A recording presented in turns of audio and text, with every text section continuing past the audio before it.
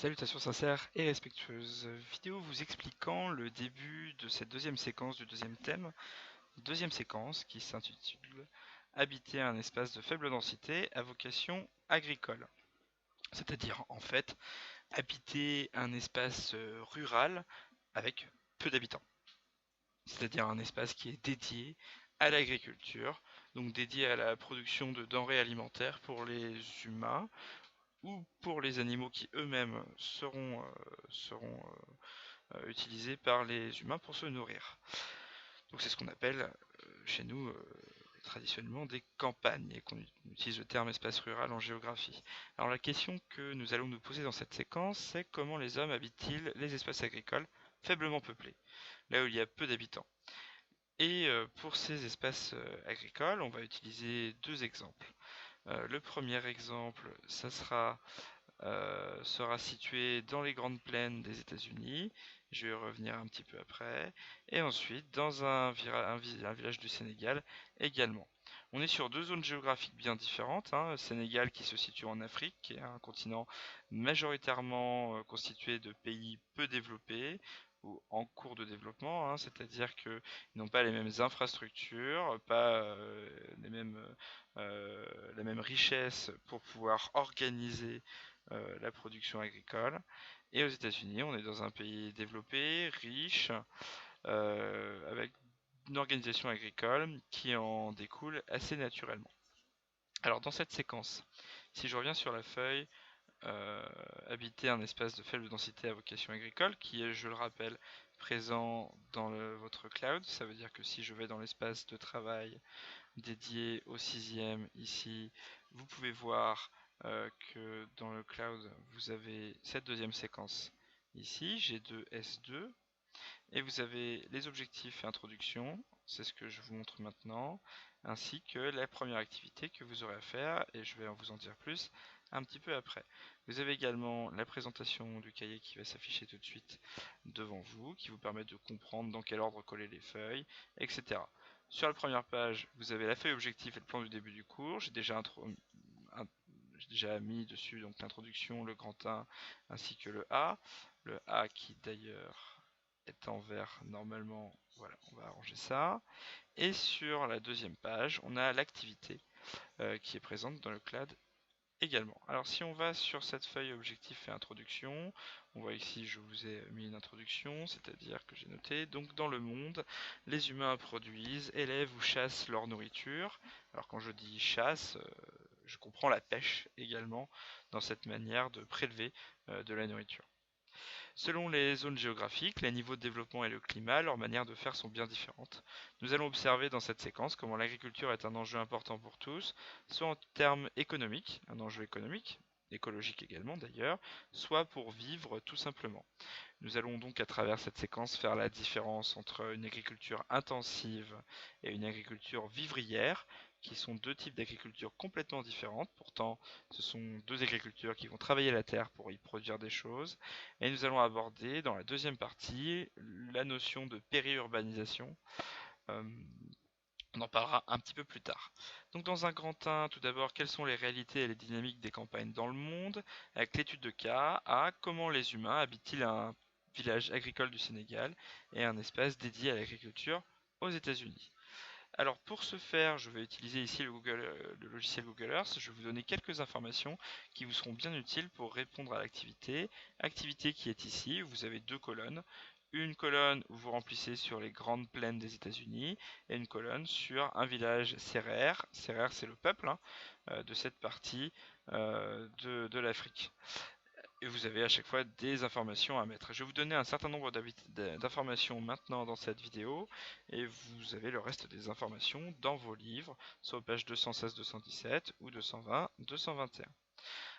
Alors tout d'abord, la partie des États-Unis qui correspond à ce qu'on appelle les grandes plaines est assez visible, hein. Les États-Unis, c'est un très grand pays, très peuplé également, qui a de nombreux paysages complètement variés et aussi des zones extrêmement peuplées et des zones très peu denses avec une densité très faible, c'est-à-dire avec peu d'habitants.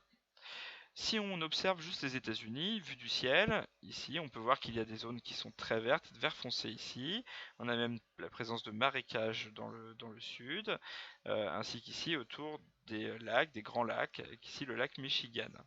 Cette partie est est extrêmement peuplée. La partie ici à l'ouest est extrêmement peuplée ici.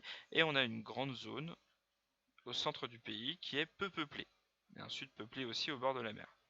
Zone peu peuplée, et on a dans cette zone-là un désert, désert qui est plutôt un désert de roches, également de sable. Imaginez les décors de western qui représentent à peu près ces déserts, au moins au sud, et au nord on a un peu de désert sableux.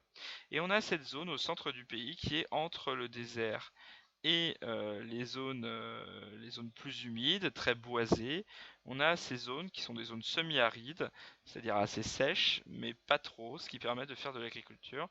Et c'est ce qu'on appelle cette zone les grandes plaines. Les États-Unis sont composés de nombreux États, vous voyez qui correspondent comme des régions en France si vous voulez. Et chacune de ces zones correspond à un État. Donc ces grandes plaines qui vont du nord au sud et qui représentent toutes ces zones que je montre avec ma souris représente une grande partie des États-Unis. Alors, si on affiche le nom des États, on peut voir qu'ici il y a par exemple le Nebraska, le Wyoming, le Kansas, le nord du Texas, une partie du Nouveau-Mexique, le Colorado. Voilà, on a tous ces États qui sont des États importants pour les grandes plaines. Alors si on zoome un petit peu et qu'on va voir un petit peu plus près comment sont ces zones-là, on peut zoomer par exemple ici, et on voit que en fait, qu'est-ce que c'est? Ce sont des champs à perte de vue qui semblent faire des formes géométriques, des carrés ou des rectangles. Et à l'intérieur, on a des cercles qui correspondent à des cercles de culture. Ça veut dire qu'au milieu, on a un grand bras articulé qui envoie de l'eau, ainsi que tous les produits qui doivent épandre tout autour de ce bras. Et on a ici des cercles à l'intérieur qui permettent de soutenir ce bras pour qu'il aille du centre jusque là. Par exemple, là on est au hasard sur un cercle de culture. Si je mesure le point, la taille, le rayon de ce cercle en mètres par exemple, si on va du bord jusqu'au centre, vous voyez qu'on est à 365 mètres, ce qui signifie que en totalité on est à 736, donc 700, à peu près 750 mètres pour la taille de ce rayon, ce qui est gigantesque, c'est extrêmement grand. On a des fermes à côté qui sont éparses, qui se situent un petit peu partout sur ce territoire. On est vraiment sur des grandes plaines, ça veut dire grand territoire, plat, avec un peu d'humidité, mais pas trop. Et on estime que ça fait partie des greniers du monde, des espaces où on produit énormément de nourriture, ce qui permet aux États-Unis d'être une puissance agricole importante, puisqu'elle exporte une partie de sa nourriture, soit à partir soit de la nourriture des plantes, des légumes, du blé, du maïs, soit en termes d'élevage, où on a beaucoup d'élevage hors sol, on y reviendra un petit peu plus tard cette année, aux États-Unis. On a par exemple une ville, ici, située au milieu des grandes plaines, et dans cette ville, on va regarder un petit peu comment elle est faite. Ville des États-Unis typique, ça veut dire qu'on est sur un quadrillage. On voit que quasiment toutes les portions ici sont carrées, et si on zoome sur une portion carrée, on a des terrains de maison en rectangle, chacune donne sur la route, avec des voitures individuelles. C'est-à-dire que dans chaque famille, il y a au moins une voiture. Et on a des espaces de commerce, ici situés dans le centre de la ville. Là, on reconnaît un peu des espaces commerciaux, avec, vous voyez, les rayonnages pour se garer ici, des parkings. Et voilà, un plan très en damier, un plan très, très carré, très organisé. On a des espaces industriels également, au sud de la ville, ici. On va avoir des silos, etc., des réserves, voilà, tout ce qu'il y a besoin dans une ville. On a également, et c'est important, des moyens de se déplacer. On a par exemple ici certainement une route importante, voire une autoroute. Bon, c'est une route ici, voilà, qui des fois se dédouble, ce qui permet de fluidifier un peu la circulation. Donc une route qui doit traverser l'ensemble de l'État. On a également la présence d'un aérodrome ou d'un aéroport, en tout cas d'une piste d'atterrissage, ici au nord de la ville, qui permet aux habitants d'être reliés avec le reste du monde. Donc on a deux façons de se relier ici. On a la route et on a l'aéroport. Et on a donc voilà, on a l'autoroute qui est là, un petit peu plus au sud, l'autoroute qui est là, et certainement, ce qui est le cas dans une grande partie des États-Unis, voilà. Ici, on a également une voie de chemin de fer qui permet par le train de transporter les marchandises, d'exporter les grains ou le bétail qui est produit dans cette région vers les autres États voisins et aussi d'amener les personnes. Donc, même si on est au milieu de la campagne et d'un espace rural, on a devant nous, ici, dans les grandes plaines, une ville qui est reliée par des routes, une autoroute, un aéroport, ainsi que par le train. Donc on n'est pas du tout dans un espace déconnecté, on n'est pas dans un espace qui est loin et où les personnes ne peuvent pas se déplacer, où ils ne peuvent pas faire venir des objets de l'extérieur ou envoyer leur propre production vers l'extérieur. Également, c'est un espace qui est relié au monde de manière numérique, alors par le téléphone évidemment, par le satellite évidemment, mais aussi par des réseaux filaires qui permettent d'avoir Internet, etc. Et ça a son importance aujourd'hui. Ça veut dire qu'on est dans un espace certes rural, mais qui est connecté avec le reste du monde. Alors, je vous invite à vous promener, à retrouver ces espaces-là. Alors, cette ville que j'ai prise, qui est au nord de cet état, il y en a plein d'autres qui sont comme ça. Vous pouvez vous promener si vous utilisez le logiciel Google Earth ou si vous allez directement sur votre navigateur et que vous utilisez Google Earth. Je vais faire une vidéo à ce propos. Alors, si on se dirige vers l'Afrique, qu'on quitte un peu les États-Unis, on va voir on va voir un autre espace rural qui est complètement différent. On va aller au Sénégal, ici par exemple. Alors, voilà. Et on va essayer d'observer des espaces agricoles. Voilà, alors on n'est pas du tout sur les mêmes types d'espaces. Ici on est sur une partie de champs, vous voyez. On est sur un climat qui n'est pas le même, qui est beaucoup plus aride. On voit que les champs sont peut-être un peu moins organisés, qu'on n'a pas les mêmes systèmes de routes, hein, puisque là on a par exemple des chemins en terre qui doivent pouvoir être praticables par peut-être des charrettes, par des humains, par des animaux. Les des voitures appropriées, hein, des 4x4 sans doute, c'est un petit peu plus difficile de se déplacer entre les champs. On a des champs aussi qui semblent très arides, peu de couleurs, donc on n'imagine pas forcément que la production est très facile, et on a par exemple au milieu des champs la présence d'un village, comme il y en a de nombreux. Village qui n'a absolument rien à voir avec le village la ville qu'on a vue tout à l'heure, hein. Si par exemple ici je mesure ce village, on va dire comme ça par exemple, hop, voilà, là on est à 245 mètres, ça veut dire que ce village, et ici on est à 238 mètres. Donc c'est à dire que ce village est bien moins grand qu'un seul cercle de culture qu'on a pu observer tout à l'heure. Dans ce village, on voit qu'on a certainement une place centrale, hein, j'observe en même temps que vous ce qui se passe, on a des milliers comme ça de villages dans cette région, vous pouvez prendre n'importe lequel. Donc ici on a par exemple une place centrale, on voit que ce sont plutôt des chemins de terre, on n'a pas de route goudronnée facile à utiliser. En termes de transport, pas de présence d'aérodrome ou de piste d'atterrissage, pas de présence de route en dur, pas de présence d'autoroute, pas de présence non plus de train. Donc ça veut dire qu'on est sur un village qui est plutôt coupé du monde, contrairement à tout à l'heure. Village coupé du monde, ce qui ne l'empêche pas de vivre d'agriculture, de champs qu'il y a autour, mais on n'est pas sur le même type d'agriculture. Là, on est sur une agriculture vivrière, c'est-à-dire une agriculture qui sert à survivre, à produire sa propre nourriture pour pouvoir manger, plutôt qu'une agriculture intensive ou une agriculture d'exportation qui va avoir pour objectif d'envoyer la surproduction agricole vers l'extérieur pour s'enrichir, ce qui n'est pas, ce qui est complètement différent. On est dans une zone qui est beaucoup plus pauvre et aussi qui va avoir moins de liens avec le monde. Alors, évidemment, ça ne veut pas dire qu'en Afrique, il n'y a que des villages comme ça. Il y a des villes plus importantes. Par exemple, si on va un petit peu plus au sud, on voit qu'il y a une ville qui est plus grande, où là, on va avoir une route en dur, unique, qui va traverser la ville, qui va permettre de faire se déplacer des voitures. On a la présence également, vous voyez ici, de bidonvilles, donc des zones de pauvreté beaucoup plus importantes. Et on a quelques maisons en dur, et aussi autour des champs aussi qui vont être utilisés. Donc on n'est pas du tout sur les mêmes zones qu'aux États-Unis.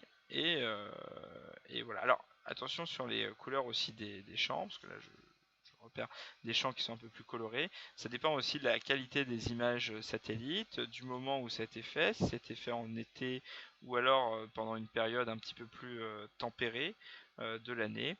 Moi ce que je veux bien que vous reteniez entre ces deux zones, ces deux façons de faire de l'agriculture, c'est qu'on a d'un côté, aux États-Unis, une agriculture extrêmement reliée au monde avec des moyens de transport importants, des moyens d'exporter, des champs tout à fait organisés et où on va avoir une organisation qui est liée qui est autour de la mécanisation. Je vous laisserai découvrir dans les documents ce que sont les techniques de mécanisation.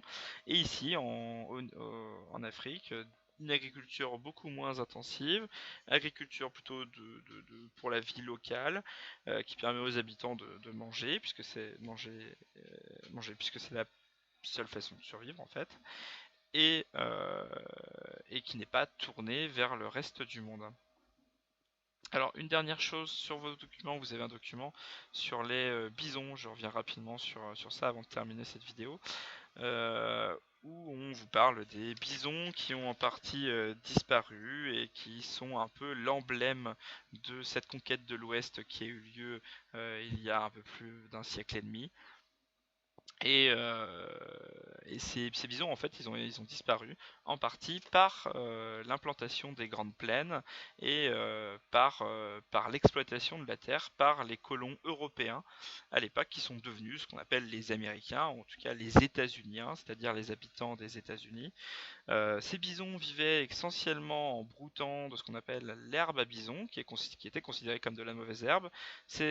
L'herbe à bison, c'était des herbes qui avaient des racines assez profondes dans la terre, qui permettaient d'empêcher l'avancée du désert de sable, qui protégeaient les sols. En enlevant ces herbes à bison, la population de bisons a énormément descendu. Ça veut dire qu'il y a eu vraiment une baisse démographique du nombre de bisons aux États-Unis. Et à partir du moment où il y avait ces grandes plaines, plus de bisons, plus d'herbes à bison, le désert commence à avancer et il se retrouve à des problèmes de terre de plus en plus arides dans cette région, ce qui entraîne des soucis. Terre de plus en plus aride par l'avancée du désert, ça veut dire que la terre se transforme en sable, ou en tout cas le sable commence à recouvrir ces terres et ça, plus rien ne pousse à cause de l'avancée du désert qui est due à la fin de certains herbes à bison. Donc il y a depuis une dizaine d'années, il y a des espaces d'herbes à bison qui sont laissés de nouveau pour pouvoir repeupler cette zone par les bisons et pouvoir empêcher cette avancée du désert inexorable, enfin, qui semble inexorable, et qui est un vrai frein pour ces grandes plaines agricoles. Et c'est l'occasion aussi pour faire ce qu'on appelle de l'écotourisme, c'est-à-dire un tourisme de découverte des écosystèmes, de l'environnement, où des étrangers vont venir découvrir les bisons dans leur environnement naturel ici. Alors, environnement naturel à prendre avec des guillemets évidemment, puisque ces grandes plaines, il y a 200 ans, n'existaient pas, et ces grandes machines automatiques qui permettaient de moissonner les champs n'existaient pas non plus. En tout cas, voilà deux manières d'habiter des espaces de faible densité à vocation rurale.